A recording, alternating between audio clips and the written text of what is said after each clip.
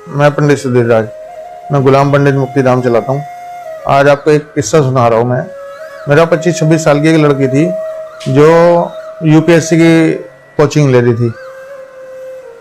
उसके पिताजी फौज में थे। उसके पिताजी किसी के थ्रू उन्हें पता चला कि मैं इस तरीके के ट्रीटमेंट करता हूँ। वो आए मेरे पास, कहते हैं पंडित जी इस टाइम में इतनी क्वालिफिकेशन गेट करने के बाद इन बातों पर विश्वास तो नहीं होता, लेकिन मैं अपनी बिटिया का बहुत ट्रीटमेंट करवा चुका। वो डिप्रेशन में रहती है और घर में अगर अगरबत्ती या पूजा वगैरह की वो बात सुन ले तो बालकोनी में चली जाती है और वहीं पे खड़ी रहती है जब तक पूजा ना हो जाए। जब तक अगरबत्ती की थोड़ी सी भी स्मेल घर में रहेगी वो बालकोनी से अंदर नहीं आती और बड़ी अपसेट हो जाती है, बहुत ज़्यादा अपसेट हो जाती है। ना पढ़ती, ना खाने में उसका मन लगता, ना पीने में मन लगता, ना सही से सो पाती। वो पता नहीं किस तरीके की ज़िंदगी जी रही है। हमने बहुत कोशिश की कि बाहर निकल बाहर निकल, और बाहर भी नहीं जाती। हमने कहा मार्केट चली जा, मार्केट भी नहीं जाती। मैंने कहा मैंने आपकी बात सुन ली, आप मेरे को उसका फ़ोटो दिखाओ। उन्होंने उसका फ़ोटो दिखाया और फ़ोटो देखने के बाद मैंने पाया कि जहाँ वो इंस्टीट्यूट में जाती थी उन्होंने मुझे नहीं बताया था कौन सी जगह जाती है। तो मैंने कहा जहाँ इंस्टीट्यूट में जाती है उसके आसपास में एक पीपल का पेड़ है और ये पीपल के पेड़ पे कई बार बैठ जाती है। उसके नीचे चौतरा बना हुआ है, वहाँ जाके ये बैठ जाती है और वहाँ से इसे दिक्कत है। कहते हैं हाँ वहाँ मैंने भी देखा है जब मैं इसे छोड़ने जाता था कि हाँ इनका जो इंस्टीट्यूट है उसके सामने एक पीपल का पेड़ है, वहाँ चौतरा बना हुआ है। मैंने कहा इसको वहीं से दिक्कत है, इसे लेके आना पड़ेगा मेरे पास। वो कहते हैं मैं कल आ जाऊँ आपके पास। मैंने कहा कल आ जाओ आप। वो मेरे पास अगले दिन आए, दोनों, बेटी भी और उसका पिता भी जो फौजी था, दोनों आके मेरे सामने बैठ गए और मैंने उससे लड़की से काफ़ी देर तक बात करने की कोशिश की, 2-4 मिनट, लेकिन उसने सिर भी उठा के मेरी तरफ नहीं देखा। मैंने कहा बच्चे अगर हमारी तरफ नहीं देखेगी तो इसका मतलब ये थोड़ा ना कि तुम्हारा इलाज नहीं होएगा। इलाज तो जब भी होएगा। मैं तो केवल आराम से बात करता हूँ, मैं यहाँ किसी को टच भी नहीं करता और ना ही कोई मेरे को टच करता है। मैं केवल काउंसलिंग करता हूँ, बातचीत करता हूँ और बातचीत करने के बाद ही समस्या का समाधान ढूंढता हूँ।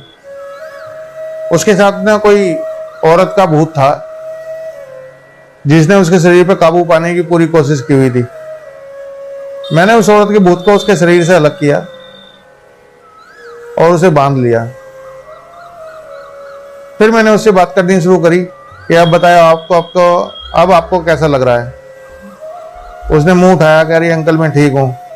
मैंने उसके पिताजी से पानी की बोतल मंगाई थी। मैंने उसमें उस पानी की बोतल की तरफ देखा, मालिक का नाम लिया और मैंने कहा कि इसमें से 3 घूंट पानी पी लो।